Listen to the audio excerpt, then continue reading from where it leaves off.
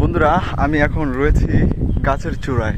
জঙ্গলের ভিতরে বেশ হাঁটার পর খুব পানি পিপাসা লেগে গেছে, বিদায় এখন হচ্ছে একটা কেওড়া গাছে উঠছি। মূলত এটা হচ্ছে কেওড়া ফল, ঠিক আছে?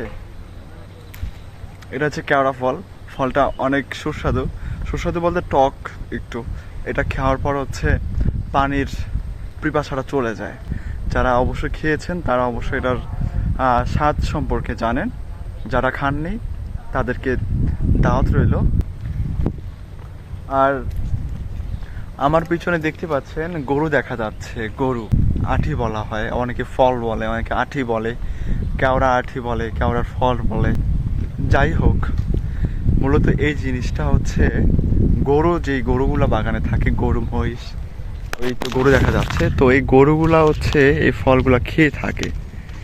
এই ফলগুলা খেয়ে থাকে। যেরকম আমি কটা ফল ফালাচ্ছি এখানে, এই আঠিগুলা ফালাচ্ছি।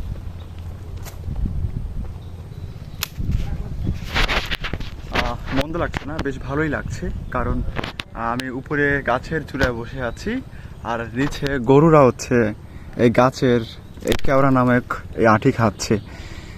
খুবই ভালো লাগছে দেখতে। আর পিছনে বিশাল বড় জঙ্গল। এই জঙ্গলে কিন্তু গরুগুলো থাকে।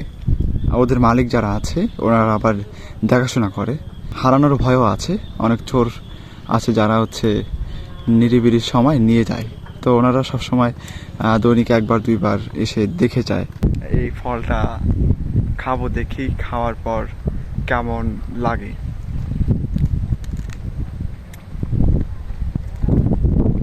বেশ টক লাগে, এতটাও টক না, বাস খুবই ভালো লাগার মতো। মানে ভালো আছে না, অনেক টক ভালো লাগে। তেঁতুলের চেয়ে একটু কম টক লাগে, বেশ ভালো লাগে। কোনো সাইড এফেক্ট নাই, কোনো ক্ষতি নাই। এটা আমরা গ্রামে যারা থাকি বা স্থানীয় যারা আছি তারা এটা খেয়ে থাকি শখ করে। এবং এটা যদি সিদ্ধ করে বানিয়ে সুন্দর করে খাওয়া যায় তাহলে আরও মজা।